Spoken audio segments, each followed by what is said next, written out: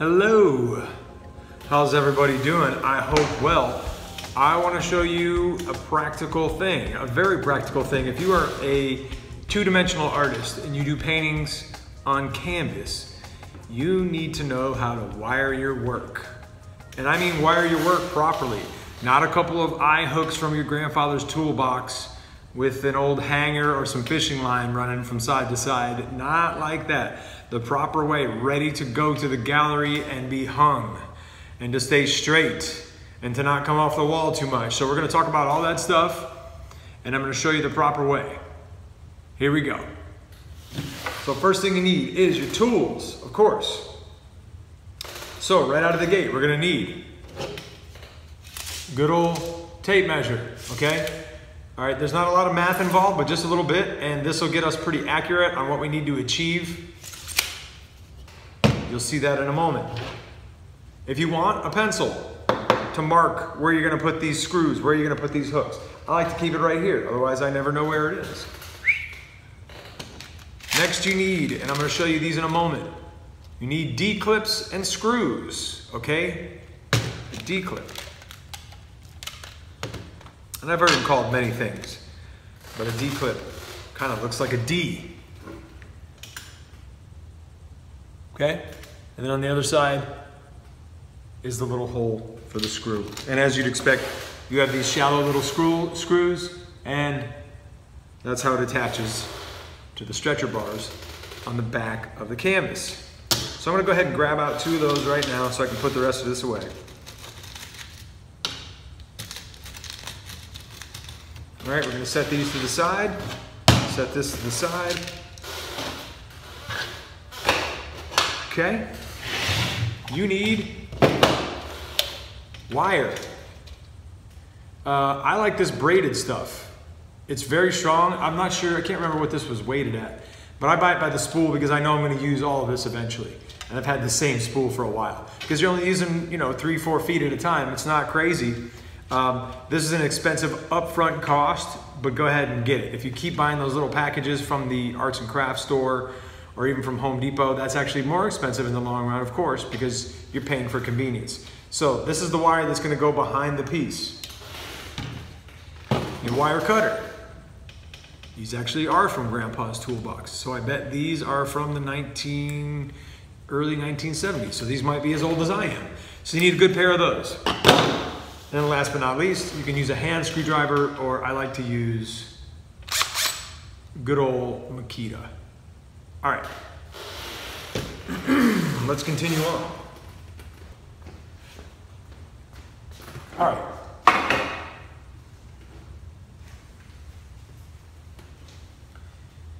Now I like to lay this on the table for obvious reasons. I want the artwork to be really protected.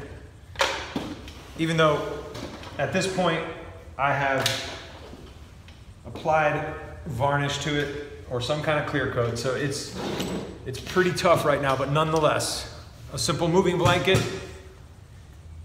You can pick those up pretty cheap at Harbor Freight, as a matter of fact. Home Depot has them too, but Harbor Freight is my preferred. Now, pay special attention to what's up and what's down. It's obvious to me on this painting because my signature's right here, so that's the bottom. So I'm gonna send the bottom away from me, or towards you, towards the camera. Okay, so now I know this is the top. So sometimes because of my obsessive compulsive disorder or because I've made a mistake and put the wire on the wrong spot, I will double check myself and look for that signature down in the bottom right-hand corner. Now, next thing I'm gonna do is figure out where I'm gonna put the screws, okay?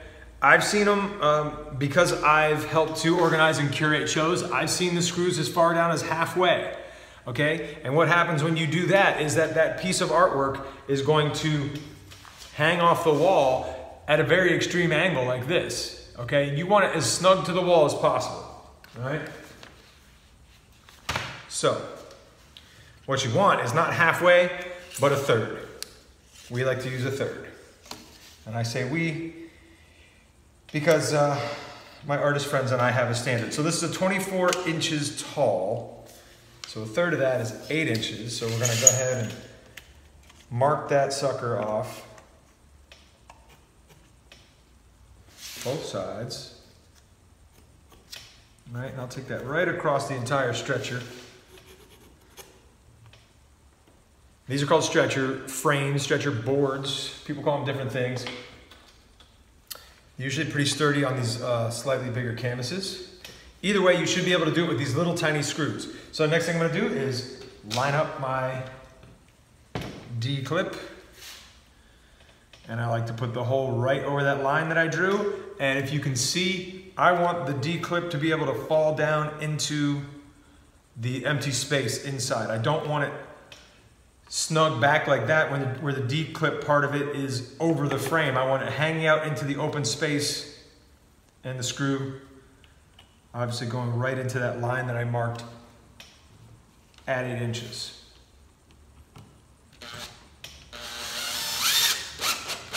Okay, while I'm sending this home, make sure that it's straight across, perpendicular to the stretcher board, and get it nice and snug so it doesn't really rock back and forth. You don't have to go crazy. You don't want to split anything. And to avoid pre-drilling, we're just gonna be very gentle as we get down to the bottom of that. So I just make sure that it's pretty perpendicular to the wood. Move on to my next one. All right, same deal. Make sure the D-clip can move and drop down into that empty space. Line it up with the pencil line that I drew, and send it home.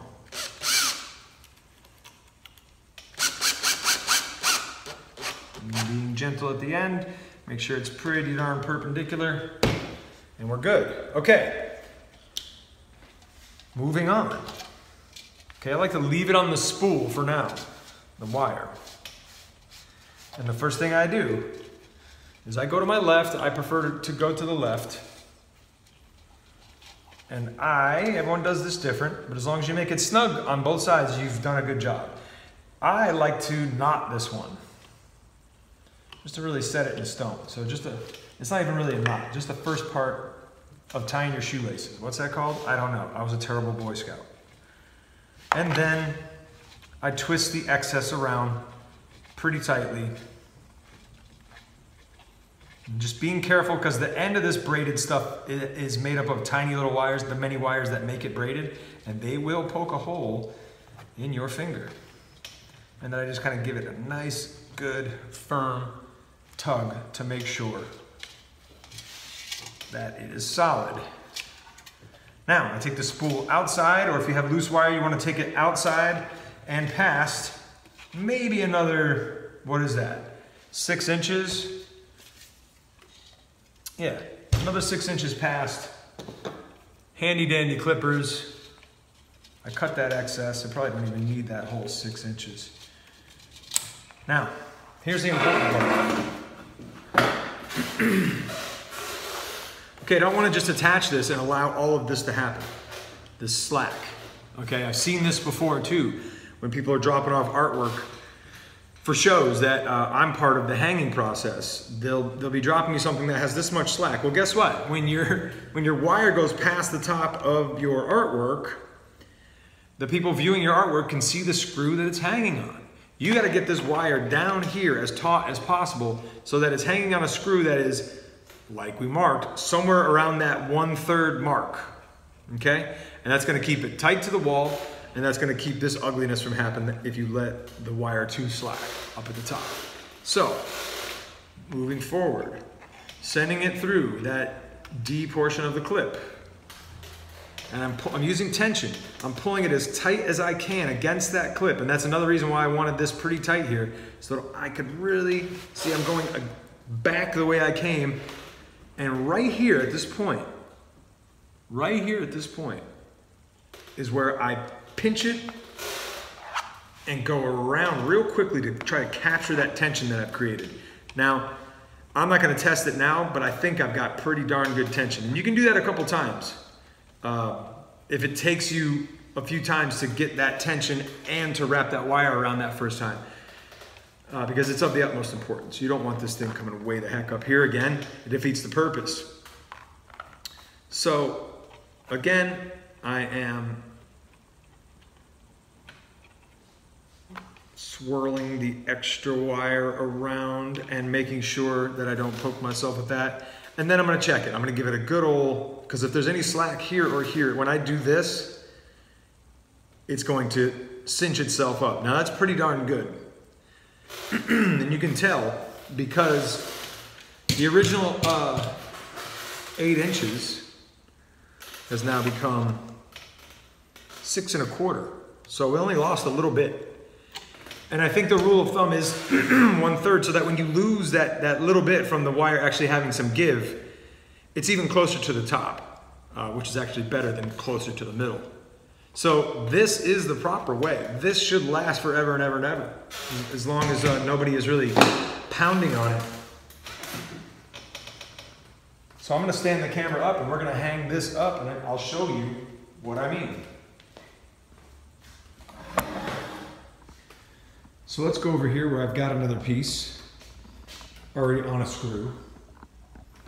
And I believe this piece is hung too low, but nonetheless, we're going to use it as an example. Okay. And look, this piece isn't done yet, so no wire. It's just hanging on the frame. So don't be that artist. Do not show up to calls with no wire on the back, okay? When your piece is hanging just on the stretcher bar, it's really able to do a lot of this jazz, and you don't want that. You also don't want someone who's used to hanging off of wires to have to try to figure out how to do it off of here in an efficient way. There really isn't a great way to hang off the frame, especially on something like the one we were just messing with. You would actually have to lay 2 screws in the wall to hang it off the frame here, okay? And that's just not best practices. So here we go, 1 screw, place 1/3 of the way down, just like we measured at 8 inches. And now you get out your level and make sure that you're level. And it looks like it's pretty darn good. So yeah, that's it. Guys, I hope you learned something. Happy hanging. So here's a shot of our professionally done wiring, which is going to make for a great showing of this artwork. Here's a close-up of the clip number 1, nice and tightly wound, the one that has the little knot on it. Here's the other side, also tightly wound. We're looking for that very, very tense wire, so you got to pay attention to that when you're doing it.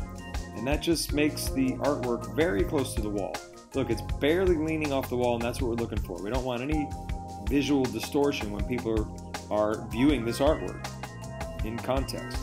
Less than 1 inch. So that's what we're aiming for when we're setting this up, and it gives us a professional look, and it really helps the entire show when all the work is wired correctly. So I hope you learned something. Appreciate you watching, and I will see you next time.